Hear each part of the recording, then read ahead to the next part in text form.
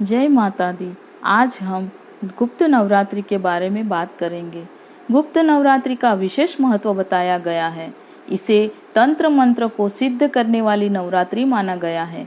मान्यता है कि इस नवरात्रि में की जाने वाली विशेष पूजा से कई प्रकार के कष्ट दूर होते हैं। ऐसा भी कहा जाता है कि गुप्त नवरात्रि में तांत्रिक महाविद्याओं को भी सिद्ध करने के लिए माँ दुर्गा की उपासना की जाती है। सनातन धर्म में नवरात्र माँ दुर्गा यानी शक्ति की साधना के लिए बेहद महत्वपूर्ण माने जाते हैं। सामान्यतः वर्ष में 2 ही नवरात्र के बारे में अधिकांश लोग जानते हैं, जबकि इनके सिवाय भी 2 और नवरात्र भी होते हैं।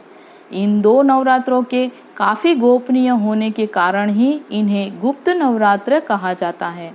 इसके अलावा इन गुप्त नवरात्रों में गुप्त विद्याओं की शक्ति प्राप्त करने की मान्यता के चलते भी इन्हें गुप्त नवरात्र के नाम से जाना जाता है।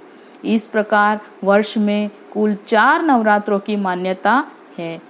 तंत्र साधना आदि के लिए गुप्त नवरात्र बेहद विशेष माने जाते हैं। आषाढ़ और माघ मास के शुक्ल पक्ष में पड़ने वाली नवरात्र को गुप्त नवरात्र कहा जाता है। यह चारों ही नवरात्र ऋतु परिवर्तन के समय मनाए जाते हैं। महाकाल संहिता और तमाम शाक्त ग्रंथों में इन चारों नवरात्रों का महत्व बताया गया है। क्या अंतर है सामान्य और गुप्त नवरात्रि में? सामान्य नवरात्रि में आमतौर पर सात्विक और तांत्रिक पूजा दोनों ही की जाती है। वहीं गुप्त नवरात्रि में ज़्यादातर तांत्रिक पूजा की जाती है। गुप्त नवरात्रि में आमतौर पर ज़्यादा प्रचार प्रसार नहीं किया जाता। अपनी साधना को गोपनीय रखा जाता है। गुप्त नवरात्रि में पूजा और मनोकामना जितनी ज़्यादा गोपनीय होगी, सफलता उतनी ही ज़्यादा मिलेगी।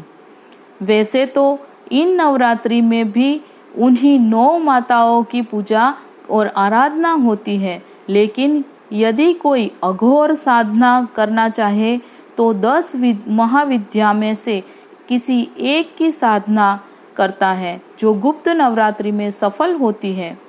देवी भागवत के अनुसार जिस तरह वर्ष में 4 बार नवरात्र आते हैं और जिस प्रकार नवरात्रि में देवी के 9 रूपों की पूजा की जाती है, ठीक उसी प्रकार गुप्त नवरात्र में 10 महाविद्याओं की साधना की जाती है।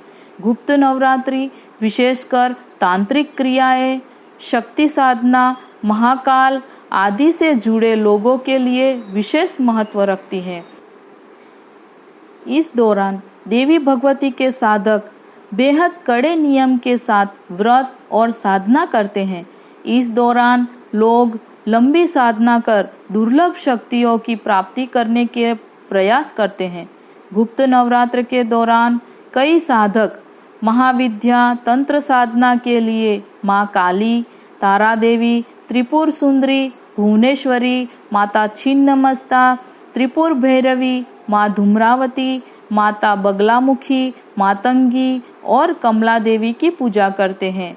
भगवान विष्णु शयन काल की अवधि के बीच होते हैं, तब देवी शक्तियाँ कमज़ोर होने लगती हैं। उस समय पृथ्वी पर रुद्र, वरुण, यम आदि का प्रकोप बढ़ने लगता है। इन विपत्तियों से बचाव के लिए गुप्त नवरात्र में माँ दुर्गा की उपासना की जाती है। जय माता दी।